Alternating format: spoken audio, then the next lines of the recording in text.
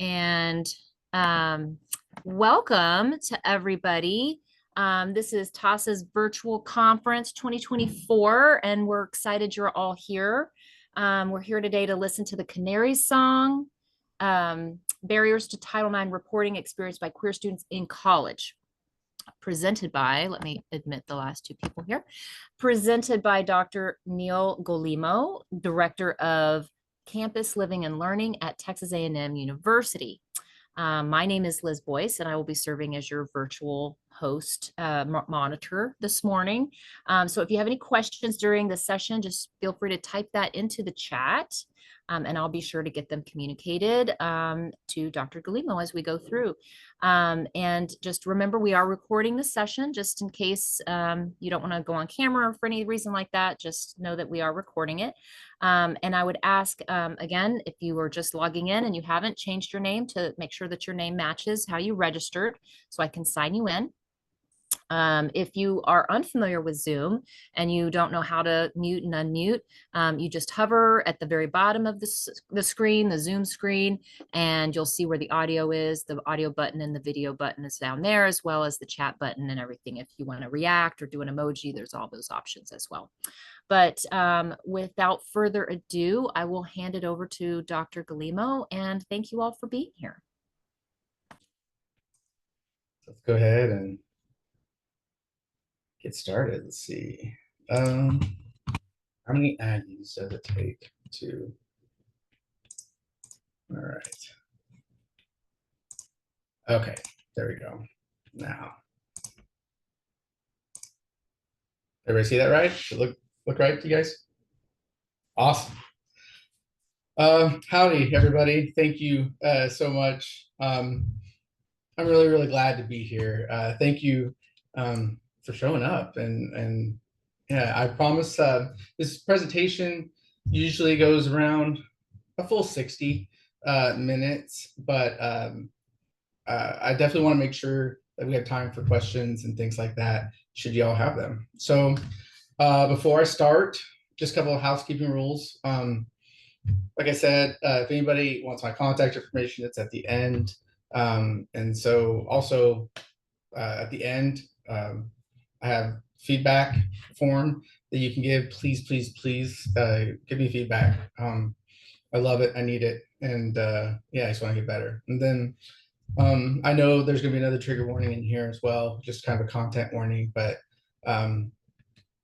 yeah, I want to make sure that that's clear. Like there's going to be very vague references to and discussion of violence and just confrontation of some painful truths, and I acknowledge the existence of sexual violence, which I just want to be upfront. I don't want anybody being taken by surprise. I also just want to say that this study represents 3 years of my life, and I'm really proud of it. But feedback and interacting with others is what makes it really matter. And so just thank you for showing up. So thank you. Yeah, all right. Okay, let's go. So I'm going to talk really quickly because I think it's important. This was kind of core to how I got started in all this, but I'm a straight, cisgender, able-bodied Christian male raised in rural middle America. I had a trauma-free childhood. I had really wonderful parents who never let me go a day without feeling special and loved and held accountable. And I just took that for granted until I got out into the world. And it's just something that I think about a lot. And maybe I was sheltered, I don't know, but I just want to start off by saying that, like, I realized that I kind of won the lottery, and I didn't earn it. I just got lucky. And I think, coming into this work, it gave me a perspective on that. But yeah, I'm an institutionalist. At least that's just kind of how it was. Like, I was raised in support. My parents are volunteer. They started the volunteer ambulance service. They were scoutmasters, deacons, firefighters. I come from a really tight-knit farm community. And I've just benefited from institutions. I've never walked into a space that wasn't either built for me or built. I've never been in this position where the things that matter to me were ever seen as anything other than like the standard. So it's really rare that I've ever felt like an outsider. And I work in institutions with rules and conduct and everything. So um, there's always been in my mind a an idea of how things should go, and justice should be self-actualizing, and you know it's not. So yeah, um, a couple definitions I'm going to throw out there. Title IX, it's literally Title IX is one clause from the Education Amendments Act in 1972. That's it. That is the whole thing. All the courts and case law is built off this one clause of pretty long Education Amendments Act. But no person in the United States shall, on the basis of sex, be excluded from participation in, be denied the benefits of, or subjected to discrimination under any education program or activity receiving federal financial assistance. That's it. So everything from sexual violence prevention to participation in sports and collegiate athletics. All of that comes from that one clause. For the purposes of this, I'll be talking about Title IX with shorthand for like Title IX resolution processes. And that's just really the reference to any system or the student's system, idea of the system by which they could go to for help if something happens. I can tell you that it has become a noun, or it's been a noun, and it's become an adjective and a verb. Like if you keep that up, you're going to get Title IX, which I think is interesting. Usually I get a couple of chuckles from people who are in Title IX on that one. And then, sexual violence is really the umbrella term I've used for any kind of unwanted, harmful, or non-consensual acts that are sexual in nature. And so there's a million different, I know you guys know this, but there's a million different terms for this. But sexual violence is the umbrella term I use. Queer and non-cishet is basically a catch-all for anybody who's just honestly not cisgender and heterosexual, both. If you're one or the other, like that's kind of how I use it as a shorthand. And then perfect victimhood is really just kind of refers to this idea of like, there's an idea of what a victim looks like. And everybody has their own definition of what it is. And, it's how many people define who's deserving of support and whatnot. And it's just got weird undertones of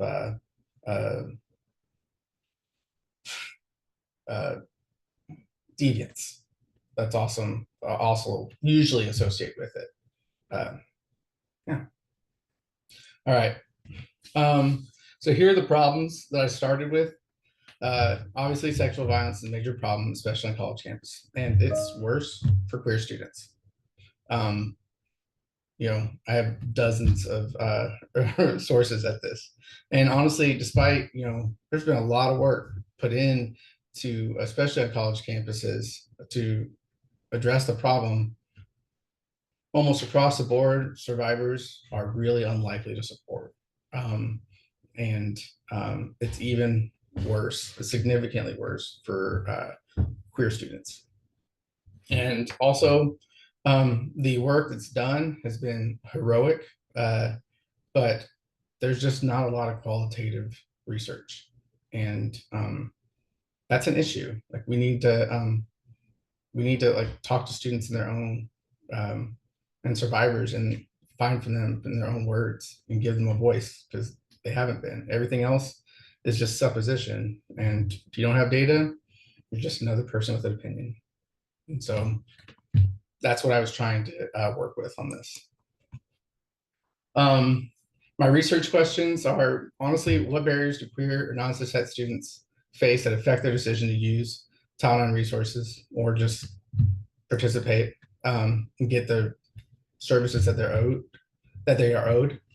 and what role does their entangled identities play in that, and what can higher education learn from what they have to share. And so, pretty simple, I think, but there's many a slip twixt the cup and the lip, as my dad used to say. So I had one of the most extensive literature reviews that I I've seen, and that was a commentary that was pretty universal in this. Um, I had almost 100 sources of different types that I really want to triangulate. Being a straight, uh, heterosexual, cisgender male, like I really want to make sure I was doing everything I can to walk into this in a respectful way. And so they range from the queer experience, and then honestly for sexual violence, which is just a lot of really great, hard to read literature, and then college processes, which is my expertise. I've been a college administrator for um, almost 20 years, over 20 years, yikes. And 8 of those years, I was working in Title IX as an investigator and an administrator. My theoretical framework, I'm really proud of it, honestly. It's kind of a combination of queer theory and social capital. Queer theory shows that our rules and our definitions of what a man or a woman is, or what is attractive, or how we should, show affection, those are all socially constructed. They live in our collective minds. Um, the rules are not the same from any one person to another. We're kind of shadow boxing, like we are trying to live up to the expectations of other people, and that's how we build our expectations, and it's just kind of a weird loop. And then social capital theory is built around the idea that our ability to perform to those, unspoken, ununderstood definitions, that has value. And it can be a positive value or a negative value, depending on how far we veer from what we're expected to do and how we're expected to be. Um, if queer theory defines the field of play, then social capital is like the rules of how to score. And I think it's really, really important to understand, because those who fail to perform to expected standards, they're going to feel negative capital. In many cases, they're going to do the most human thing in the world, and they're going to hide the things, or they're going to perform in ways that really aren't authentic to them. And it's going to be a social, it's a defense mechanism. And I think it's kind of a dispassionate way to look at it, but it works. And in this research, people like me, really, I kind of are the audience. It's the well-meaning, people like me who help build the system, and people like me need to be a part of fixing it. So methodology, honestly, I skipped through a lot of this, but I interviewed 10 amazing participants through Zoom, and I was able to anonymize the sign up process, and I got approved for waiver of documentation and consent. And I also, before I started to work on the analysis, every single participant was given the opportunity, and most of them participated in going through and looking at our transcript and clarifying. And I just really want to make sure that I was honoring their voice. And if there's ever any like dispute, it went to them. I went to what they said.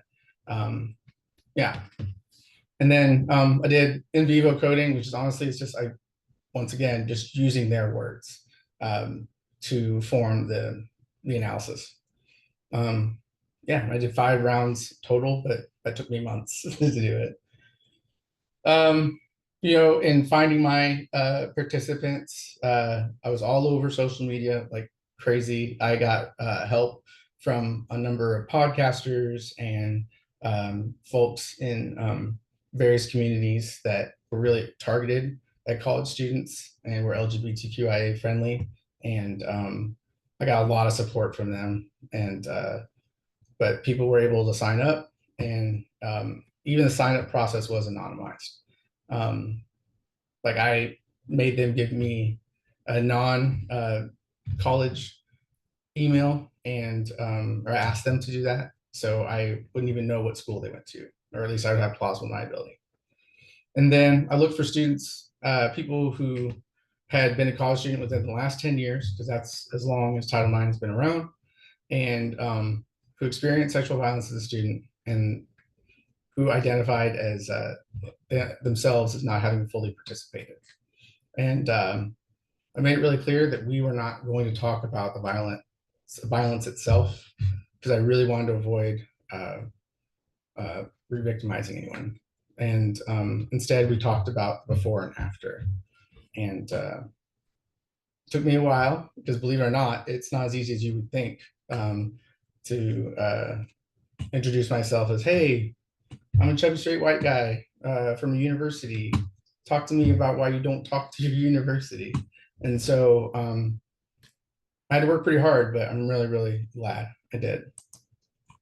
So this is just kind of a basic table of my participants. And, we had a pretty good spread, I think. I had 5 cis female, 1 cis male, 1 trans male, 2 non-binary, and 1 person who identifies as trans femme.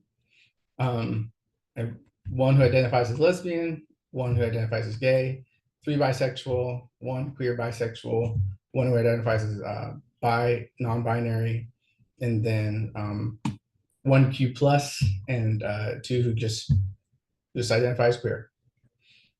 4 were white, 6 were non-white, 2 identified as Native American, and then 4 just as POC Hispanic. 3 of the 10 identified as neurodiverse, with 2 being ADHD and 1 who identified as being on the spectrum.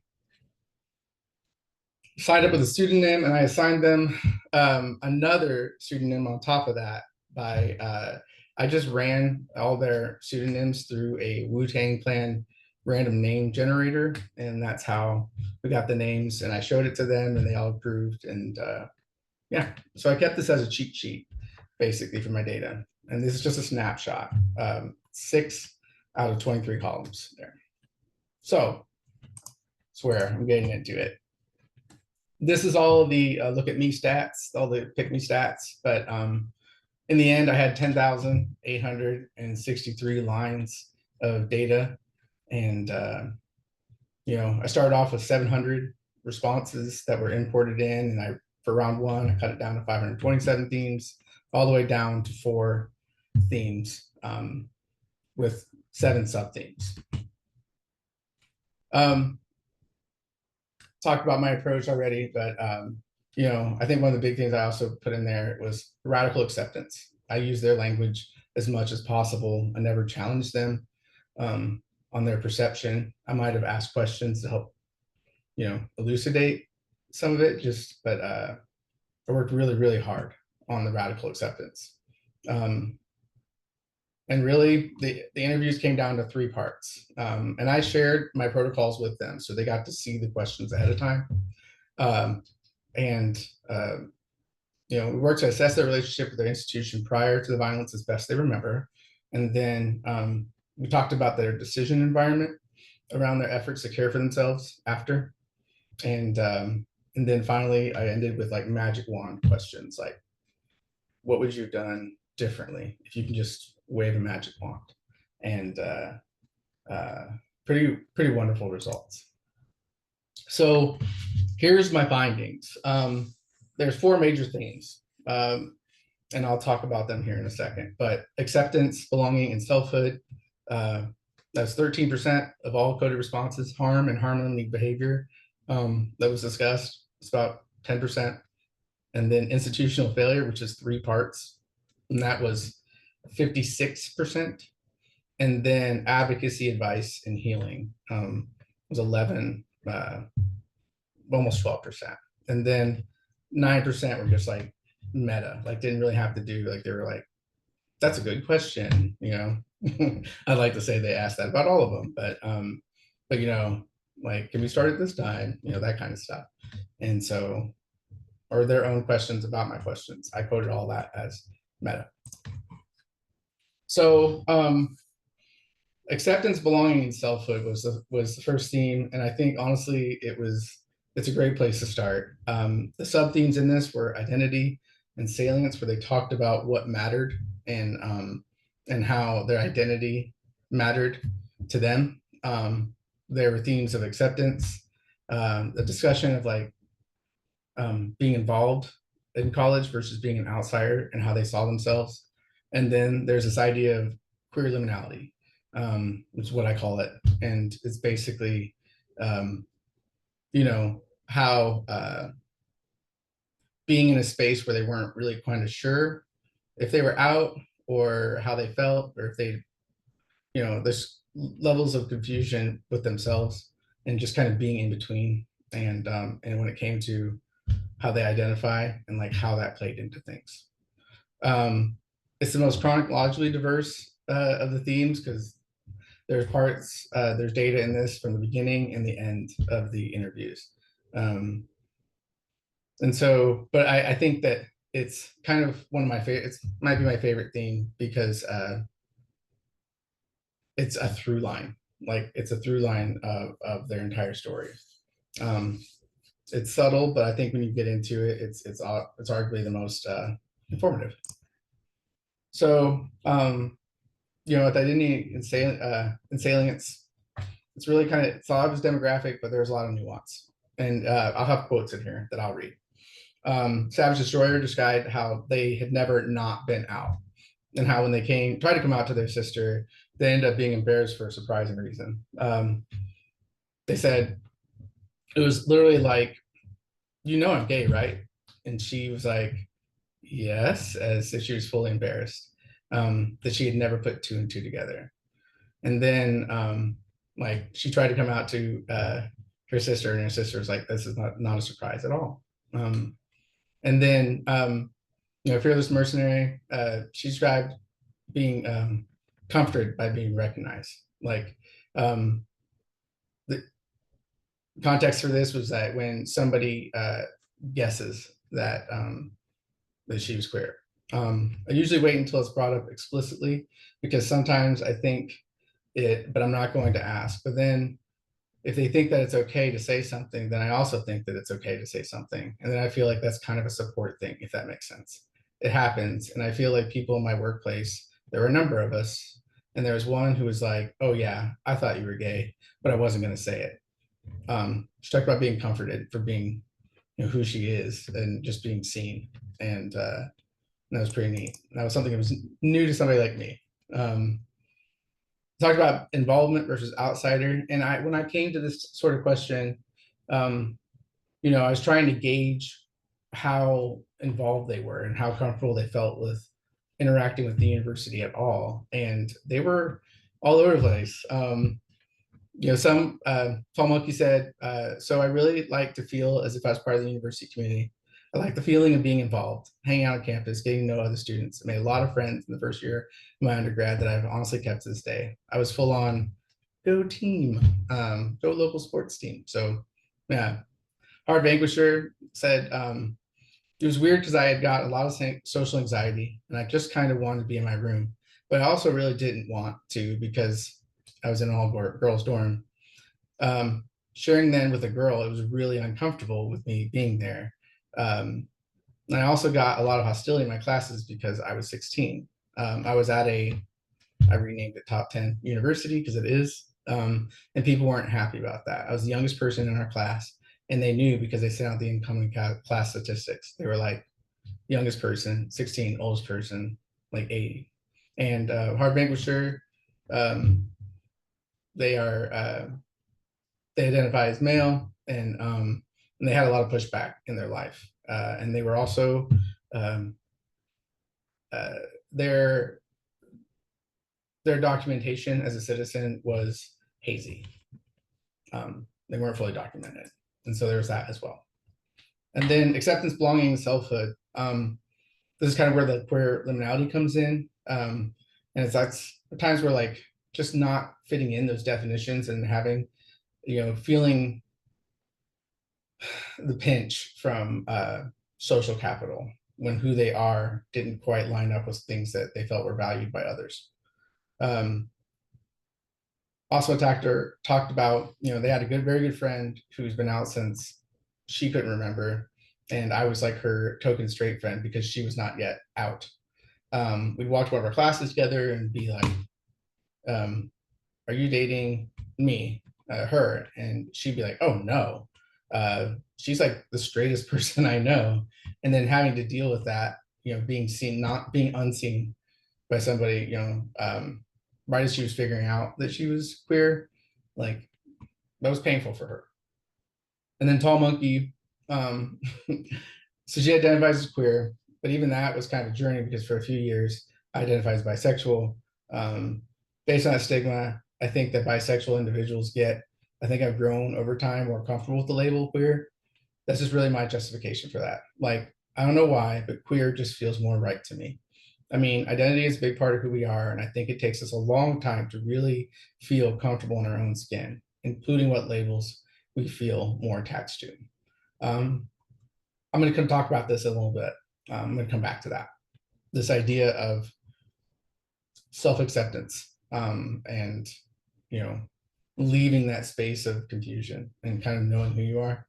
You know, you know becoming a butterfly is the hardest right before you flap your wings, right? This is a really important theme.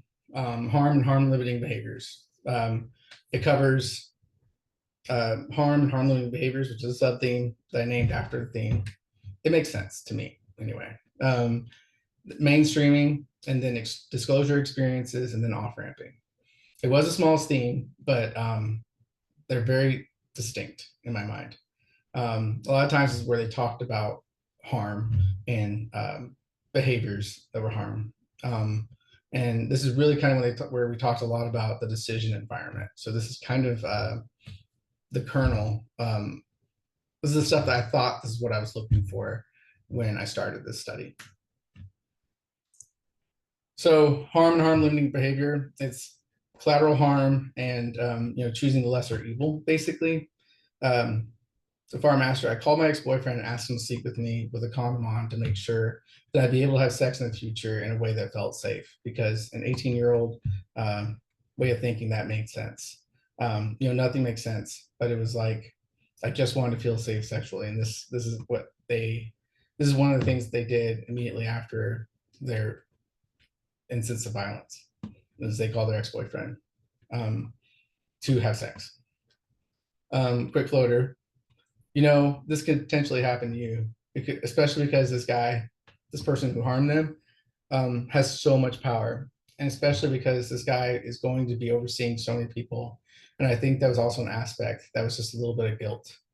But I felt too, like I was like, well, crap, if I don't report it, how many other people is this going to happen to? Like how many people could I have prevented if I just reported it? Mainstreaming, this is a term I actually borrowed from one of my participants, and this is how they described what they did. But basically, cases where they actively de-emphasize or hide or try extra hard to pass, so they can limit, negative social capital.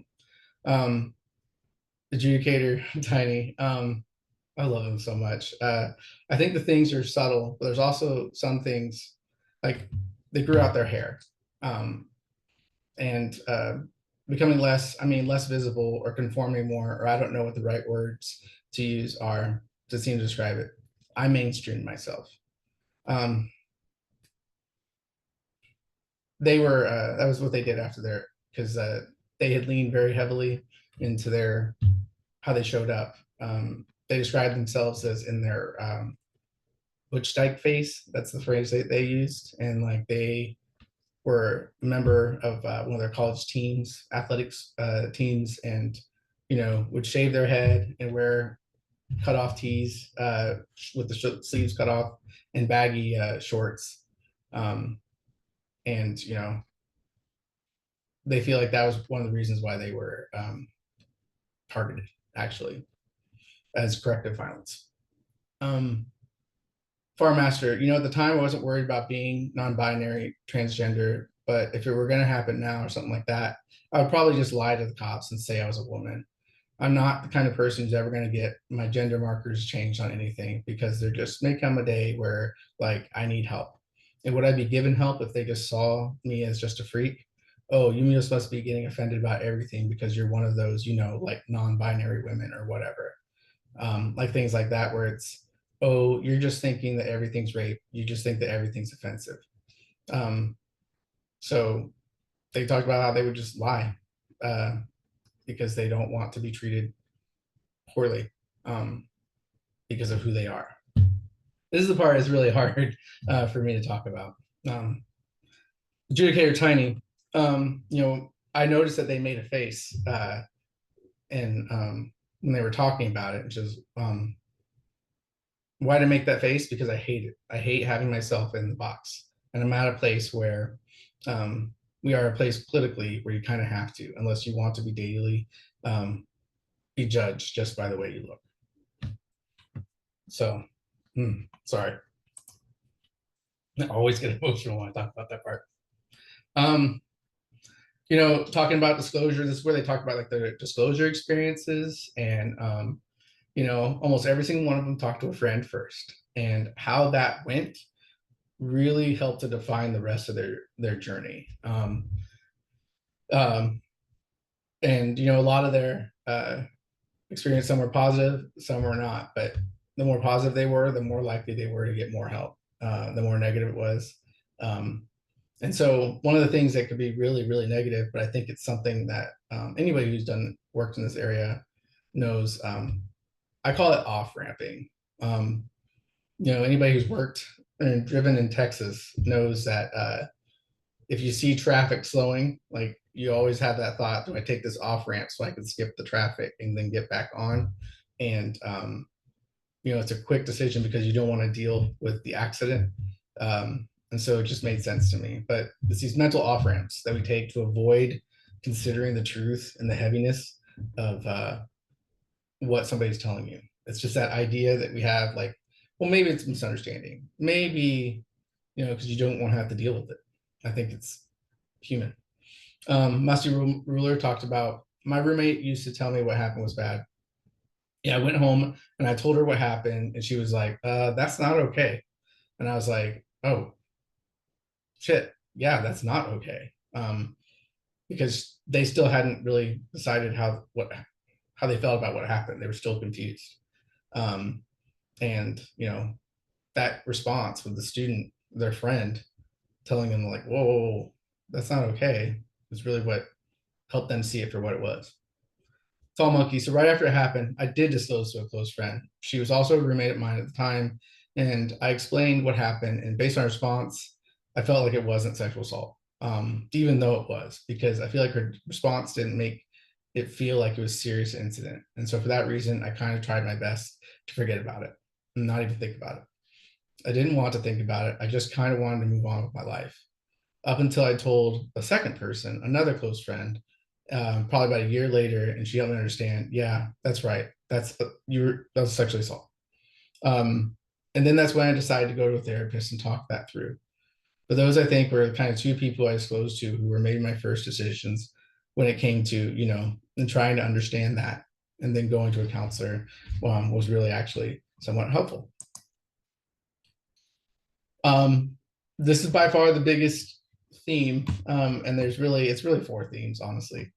The good, or excuse me, three themes, and it's the good, the bad, and the ugly. And this is really kind of like the big meat, which I don't know. I knew to expect it, but yeah, this helped me make sense of a lot of it. The bad is really where they talked about just bad treatment, or institutional mistrust, like how they don't trust their institutions. And some of it was just bad care, either trouble with a therapist or somebody who was in a position of power, or their complaints with Title IX and the Title IX process. There's the good. which is honestly was kind of a lot of us wrestling with the difference between trusting your institution, and regarding it positively. Like you can love your school, but you don't necessarily trust them. And then this is where they had stories of like really good care and like healing experience, and things that they did get from Title IX, like good interactions they had. And then there was the ugly. And honestly, this was the hardest part to really talk about. And this is where they would say, this is why I did not report. And in there was like the fear tree, what I call it, where it's basically they feared there's specific things, and there were definitely some themes in there. This is also where we talked about perfect victimhood, this idea that I knew because I didn't look this way. And sometimes they said it like explicitly. I do not look like somebody who would get raped.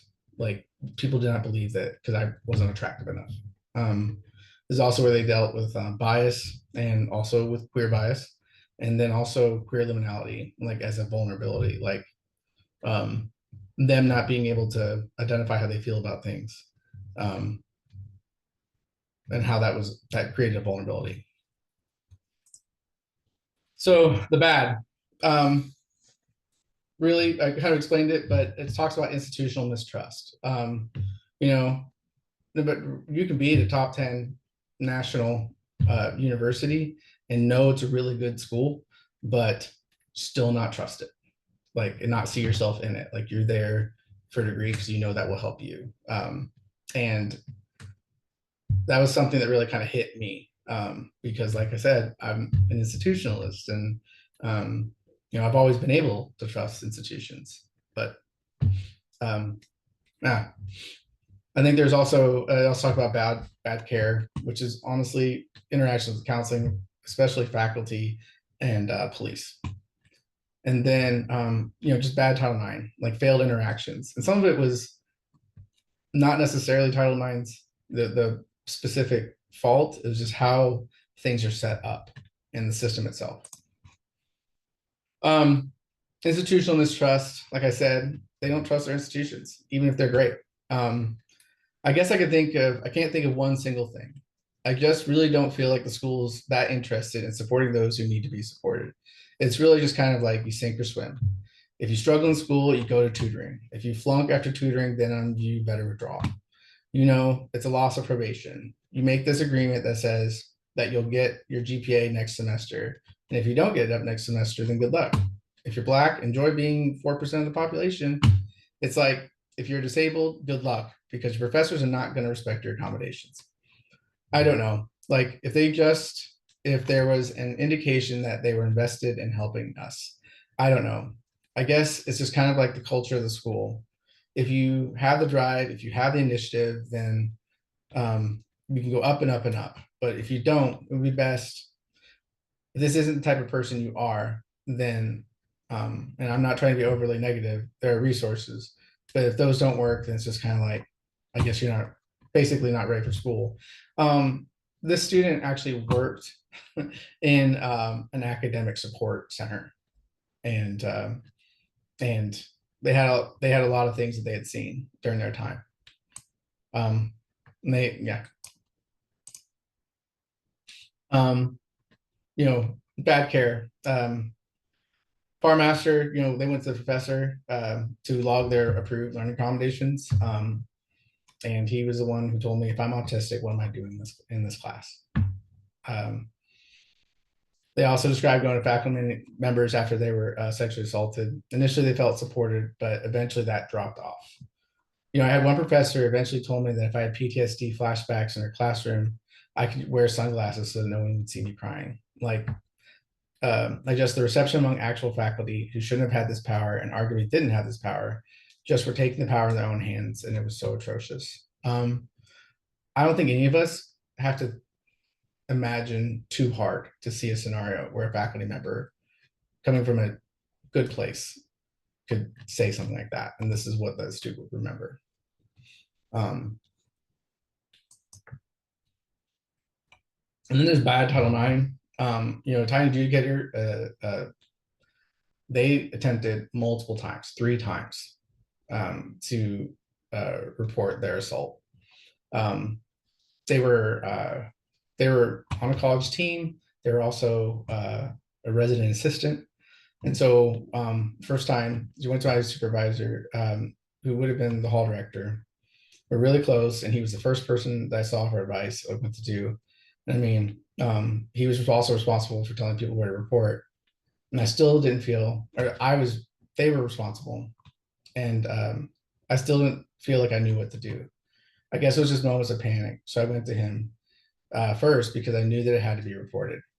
Um, and that did not go well because his response was looking like that. So when she told him that she had been sexually assaulted, um, he looked at her bald head and uh, short sleeve or no sleeveless tees and baggy shorts, and like, they assaulted you looking like that. Like they didn't believe it. And this was a friend. This is somebody they consider to be a friend or a mentor. Savage Destroyer. No, I feel like if you're trying to look at how my sexuality affected my trust in Title IX, I guess I'll share an anecdote that made me way more weary of the Title IX system. I accidentally said something to a mandatory reporter that I did not realize it was that kind of situation. So they were talking about their situation. I actually said something. So I got the email, and it's a pretty standard email that says somebody filed a report on your behalf, and I was like, it was distressing for me. I was upset with myself that I'd let something slip, and I just ignored the email until it went away, even after some follow ups. And it wasn't even like this is going to happen if you choose to move forward. It was just like, hey, somebody filed a report on your behalf. My name is blah blah. Do you want to make it a case? Do you want to talk to me? It was not like this is what will happen. It was just like this goes to Title IX. That was a mystery and remains a mystery to me still. Um, this is how a lot of schools, especially big schools, like when a report comes, you get reached out to via email and a phone call.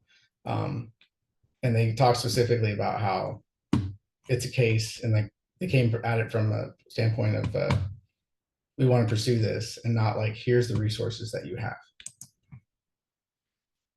So institutional failure, the good, it made up just 7.3% of the responses of the whole good, the bad, the ugly. Um, and it usually came from like them trying to be positive and trying, because they just said negative things, and now I'm like, but this person was nice. The receptionist was so nice. And generally these were exceptions to the rule. And excuse me, good care describes instances of good care from counselors and faculty staff.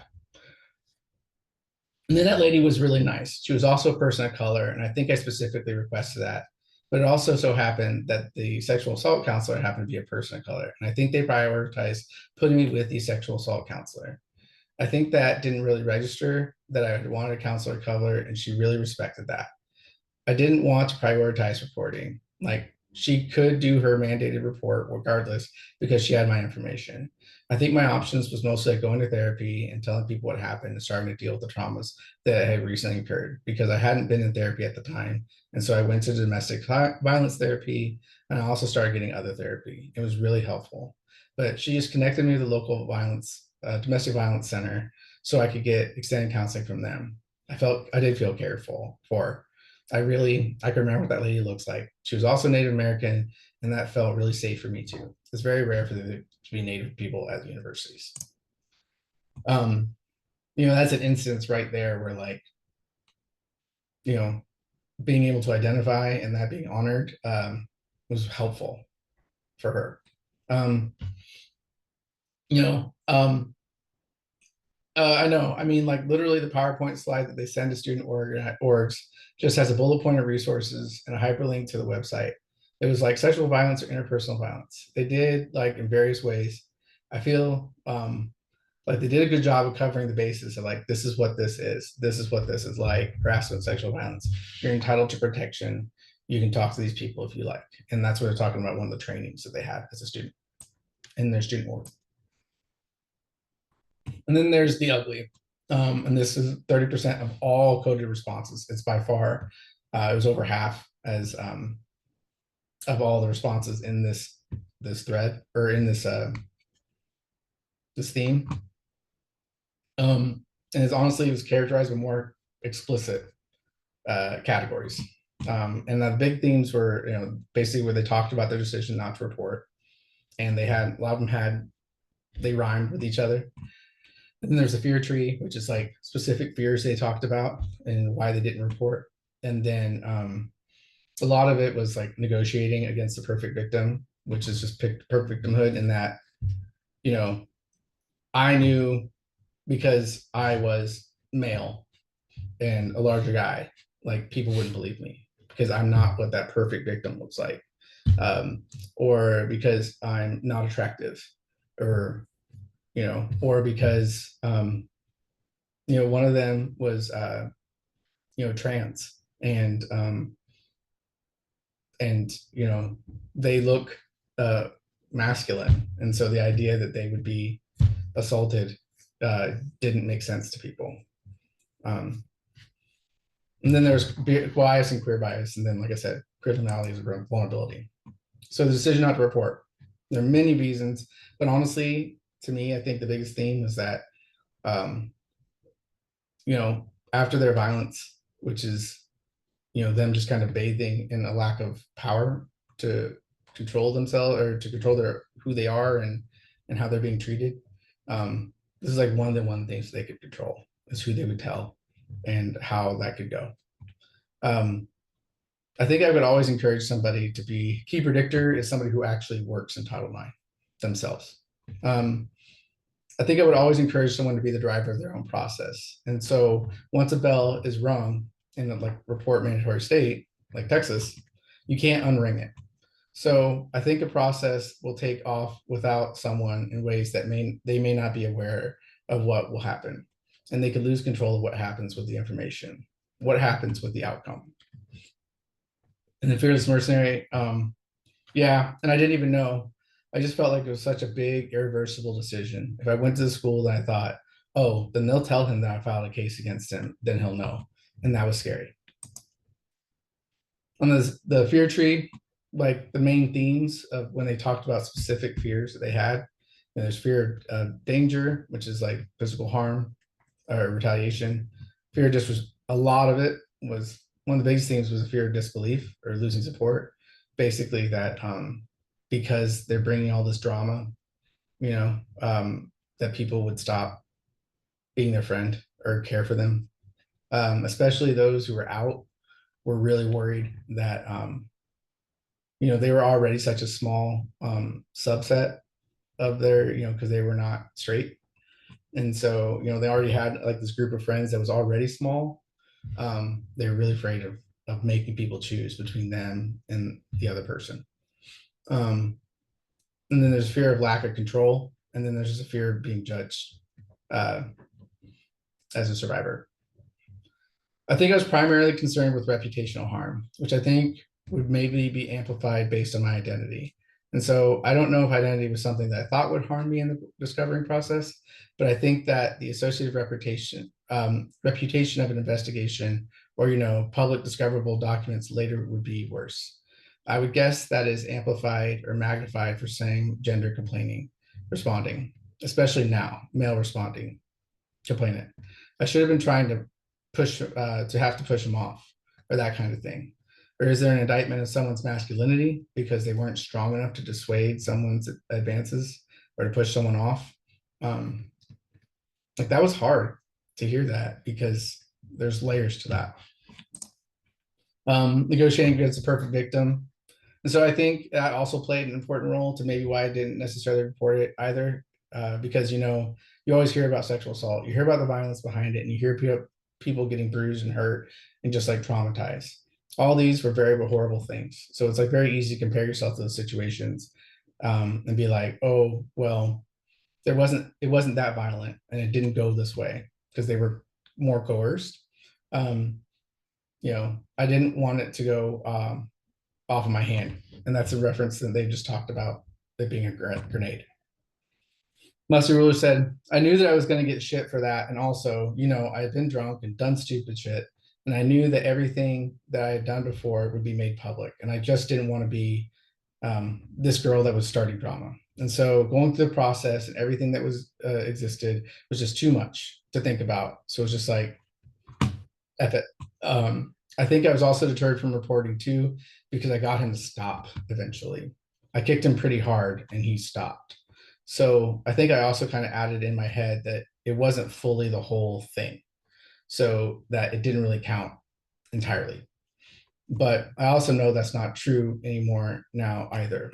But at the time, I was like, well, he stopped. So, um, and then, experience examples of bias and queer bias. Tie adjudicator, when asked if they felt their identity was salient to the incident of violence, they're like, yeah, oh yes, because he told me so. Because the kid told me that's why he sought me out, because he was going to show me what it was like. Um, and I was like agape when I was talking to her, and she's like, "Oh, I know, right? Like he was looking for me. Like he was gonna fix me. Like all I needed was a good straight sex, and that would fix me." And that's I told them, and so they felt like this was queer bias. They were attacked because of who they were. And then there's queer liminality, which is basically being in transition can make you more vulnerable. And so, especially because I wasn't fully out, I'd only come out to my sophomore year of college, but I was still dating men. And so that wasn't, good enough. Like there's a whole trope of the gold star lesbian. It was very weird environment. You would think that because it's so clear to like come out, but I think that that's only if you're lesbian, or even trans people. I think pretty well support. We're pretty well supported, but I think that if you were bi, it wasn't enough. Um, there was a lot about this. There was a lot of discussions with those who were bi about how they felt like they had the worst of both worlds. Um, when I asked if their identity was salient to their incident, they explained, no, I think because it did kind of look like what the typical appearing to be straight woman and a straight man would look like. So I don't think that. I think that's also one of the challenges of bisexual women. If a lesbian is assaulted by men, you're like, well, obviously she didn't want it because she's a lesbian. But with bisexual women, it's like, well, she sleeps with men, so you don't really know. Um, the final theme, and I feel like I had to put it here because of everything that was so hard to talk about. Um, and it was 11.6 of all coded responses and had to do with advocacy, advice, and healing. And honestly, there's so much in here that was wonderful and beautiful. But one thing I'll definitely point out is every single one of the people who I interviewed um, have engaged in some sort of work that would help other people be safe. Key Predictor went into Title IX. Um, uh, uh, where Musty Ruler, like they became a nurse examiner, a sexual assault nurse examiner. That's what they do. Um, and two of them were aspiring researchers, um, and one of them works in higher education, adjudicator Tiny, um, and she had never really considered until I asked her that question, um, because she is always going out of her way, and she talked about that early on. She's always gone out of her way to be on every safety committee as a faculty member and then as an administrator, and to be, really, really active. And like she just gone to this meeting about lights in the parking lot, and she said that she hadn't really considered until I asked her that question if like that was why. Like she never really put that together, and so um, yeah. But every single one of them is like meaningfully involved in helping others, especially often in this context. So yeah, sorry. They talked about advice and healing, and then this is where we also talked about their wish list, like the magic wand. And all of their responses. Like there was so much that was really really strong um, themes of like just being seen and valued and wanting people to be seen. And then they talked about they would have more support and resources. And one thing almost every single one of them talked about was transparency, like just knowing what the process is like. Um, Having that be upfront, like this is if you respond to this email, this is what could happen, um, and you know what you have to deal with and what you don't, and just knowing that. Um, but I think the theme of all of that is just clarity, and that makes a lot of sense at that time. So, you know, when it came to talking about my research question number one, which is like, what were the barriers? You know, this is what we came up with. You know, harm and harm limiting behaviors. You know, a lot of their disclosure experiences, being mainstreaming themselves, and then being off ramped by others. And then there's institutional failure. And like I talked about earlier, that difference between trusting their institutions and regarding them positively. Like you can love your school and go to every football event and still not trust them at all to do the right thing by you.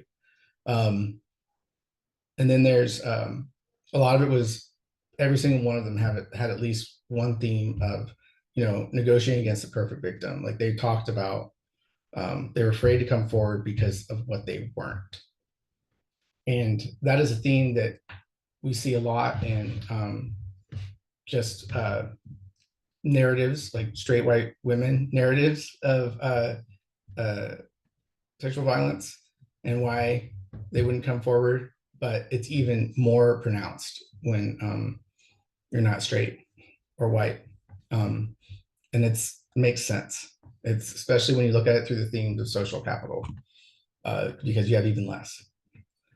And then also limited resource environment. This idea that this idea that counseling is there's a scarcity of it, and that I don't want to be taking resources from other people who need it more because I got him to stop, so mine wasn't that bad.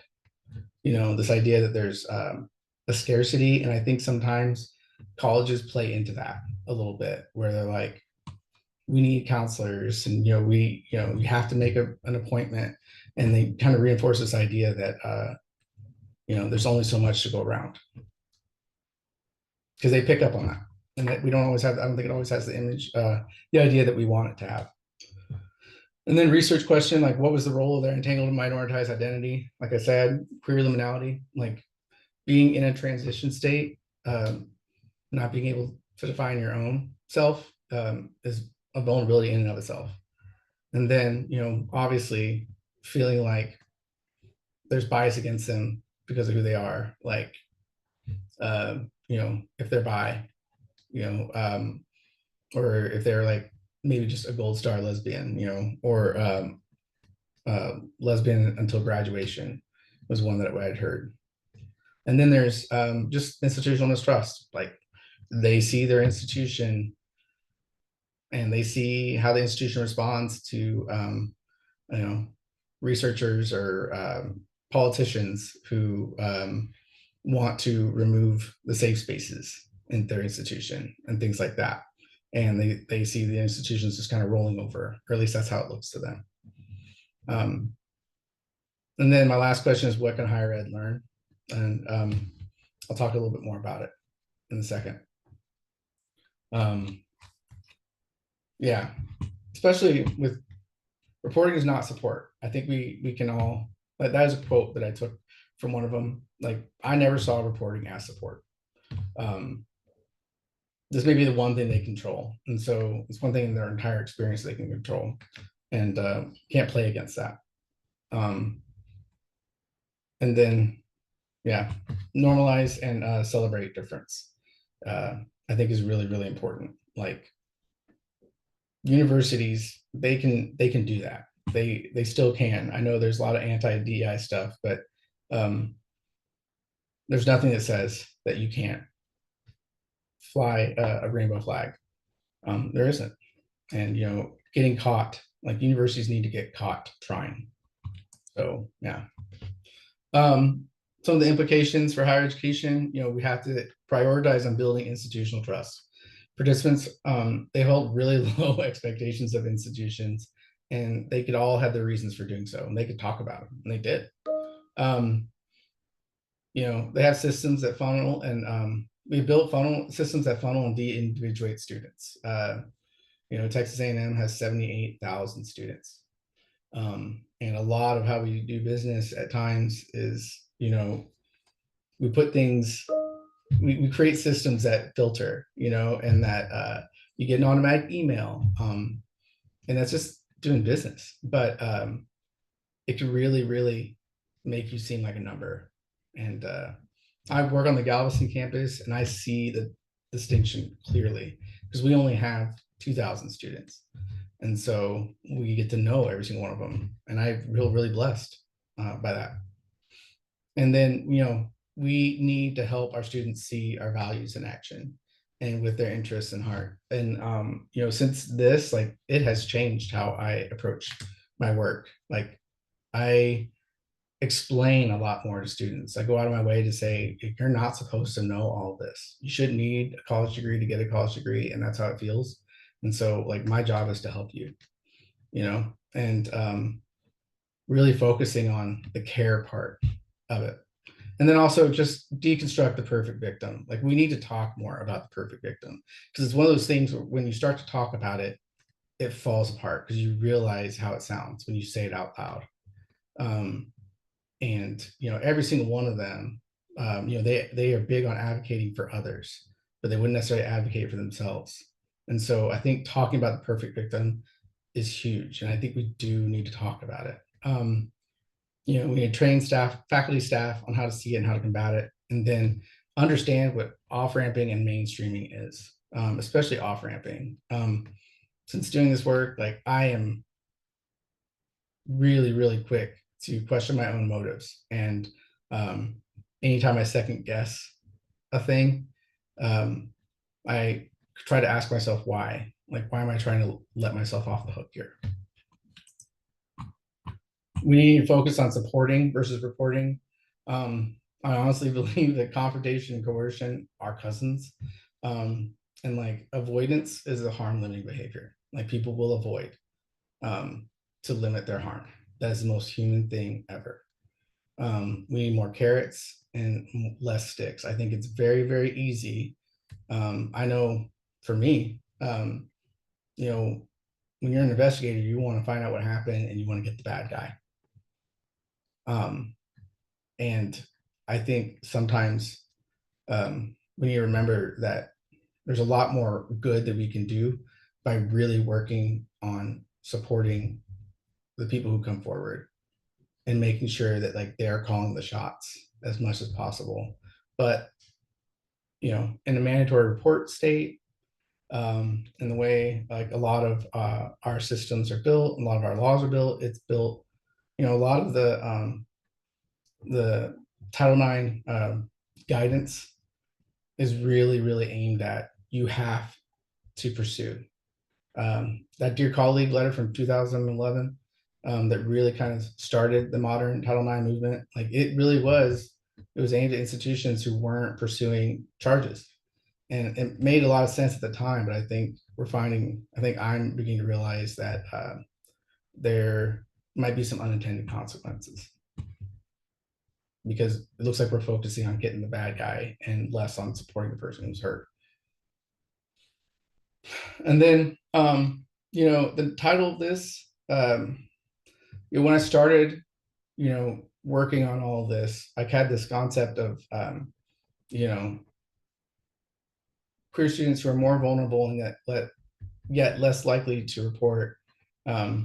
They're kind of the canaries in the coal mine. And I didn't love it at first because, canaries die, right? Like, they're brought down, purposefully. But then I started to do some research, and I came to find out that, like, the things that made canaries so special, they're bright. They have huge lungs because they literally sing. And Miners used to see them as hope. Like they would whistle and sing to the canaries back because they knew when their canaries were okay, they were okay. And we get emotional again, but we need to listen um, to them because there's not a universe where somebody like me sees a trans migrant um, sex worker uh, come forward for help and I feel less safe. Like if they feel comfortable enough to go, I don't feel less safe from that. Um, I want everybody to feel comfortable coming forward. We need to do that and we can. Um, this is just start of work and I want to continue to work on it, but also have to note that like it takes a lot out. And so but we need more research on this. We need to really, really lean into students who just aren't cishet, the people for whom we built all of our systems. Like, we need to reconsider what our baselines are.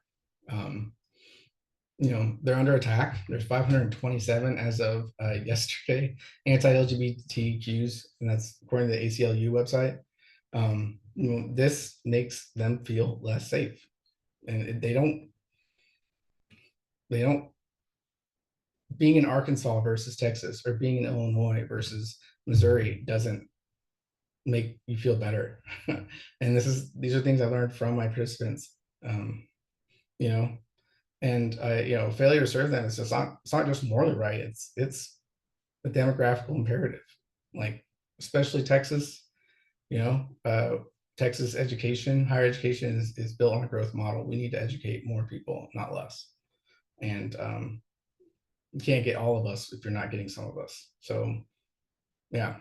And then looking more into student perceptions of reporting, I really focused on queer students, but a lot of their mental models were very much like an episode of SVU, and they thought that the interview with a Title IX officer was going to be like a dark back room with cigarettes and one light, on their face, and like that's what they thought because multiple of them said that.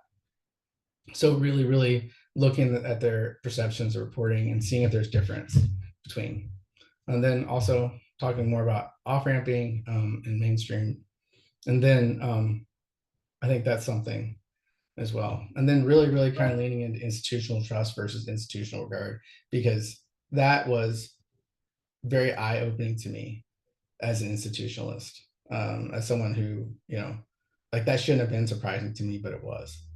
That there's big, big difference between thinking that your institution is great because it's ranked so highly and trusting it. I think universities need to de-emphasize one and more emphasize like we care about our students. While you're a student here, you're special. Um, the worth of your diploma, like the name of the school that gave you your diploma, you know, it's tied to this idea of worth. Like they know that this will set them apart, and so they're willing to put up with a lot um, of horrible treatment just to get that title. And I think that there's a way universities can fight this. They can do more with this. Some of the limitations I had, my participation recruitment, I think it was skewed towards people who were involved and people who, probably in my algorithm or whatever, more of them were involved in higher ed, and I'm sure that had to do with it. Um, I got a scholarship where I was able to, reimburse them for their time. And when I advertised that, I got 24 interviews in the next 48 hours and found out that a lot of them were people who were not who they said they were. And so I had to go back and redo and so I think there's ways I could do that better. And then, I think mandatory reporting really has had a chilling effect. And I think that, termination, as in, I know the mandatory reporting law in Texas for people in higher ed, um, it says not maybe, it says will be terminated if you do not report properly. And then also Zoom. I worked with Zoom, and I relied too heavily on the transcription processes, and so there's just a lot more work for me at the end, and I would do a lot of things differently. So in conclusion, I feel like a lot of our systems that we have, were built by well-meaning folks like me. And I understand what it was like because I was in that first group of people after the Dear Colleague letter who got trained and were getting trained when universities were scrambling to stay compliant with Department of Education requirements. And, it very much felt like we were building the plane as we were flying it. And anybody who works in higher ed or really just any sort of public facing group or system knows what it's like to be building a plane as you're flying it. The issue with that, though, is that when you are building planes as you are flying it, you are so worried about getting off the ground and not crashing that you don't always have the time to make sure that everybody got on board. And I think, we've been through enough of it where we can take some time to make sure that we're getting everybody on board. And if that means redoing some of our systems, then shucks, that's what we need to do. I really genuinely think that we need to start looking at focusing on our most vulnerable and marginalized students. Like, let's work on lifting the floor as opposed to the ceiling, just for a bit. I definitely feel like we should de-emphasize the confrontational side of reporting. And I know there's a move to change the language from reporting to disclosure. I'm supportive of that, but I think we really, really need to emphasize the supporting part. Like, we have resources, you are owed them, and just say what it is. Come, come feed my kids by giving me work, right? And then need to build trust by aligning institutional values with institutional actions. Institutions need to let themselves get in trouble sometimes. You can pick your spots, but get caught trying. Like, yeah. And then for everybody in this work, find joy and build hope. Like, you can build hope. You really can. And then just listen and learn. So here's my contact information. Take a screenshot, or if you reach out to me with any of these, like, I'm happy. There's not a lot of Galimos in the world. So if you look me up, you will find me on social. And I've started, I've been invited to speak, and that's kind of picking up for me. And so, like, I'll be at TECUSPA in September, and then I'll be speaking at the TICSA National Conference in Philadelphia in October. And TICSA is the Association of Title IX Administrators. And so, it's not enough for me just to do some of this work. I got to share it. And I'm noticing more and more that I look a lot like the people who are doing this, who set up these systems. And it needs to be somebody like me, at least, helping out and lifting the weight. Like, you can't accuse me of being too sensitive, because, and so I think it's, I'm finding that I got to keep doing this.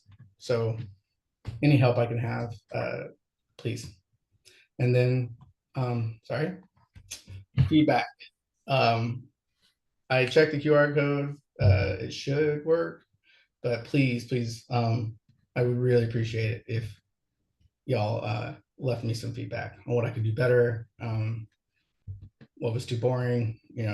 What do you want to hear more about? That matters a lot. Okay. Thank you, Dr. Galimo, so much. And it was fascinating and really, really, really important information. Yes, I also put the evaluation link in the chat if you want to click there.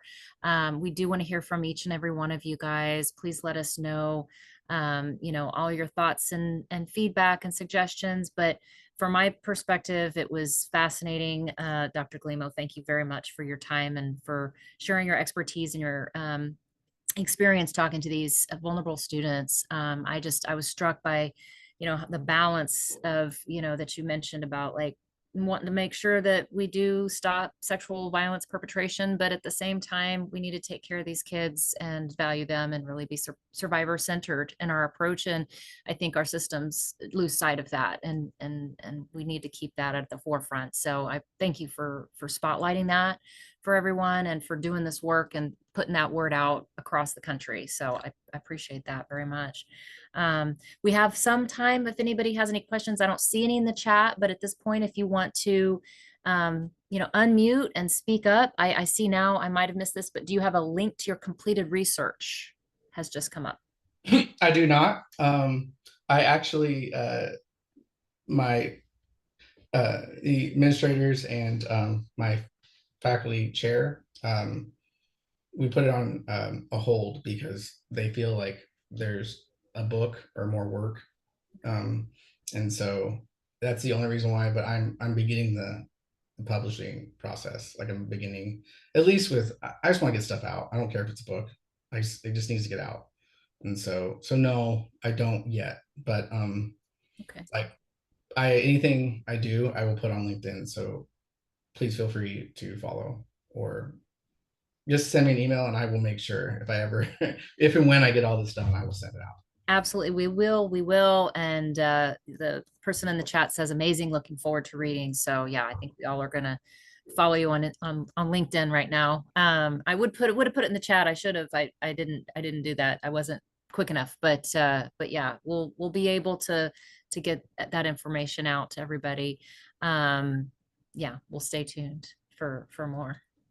Any other questions from anybody who wants to unmute or type it in the chat while we still have just a few minutes left? I I don't know.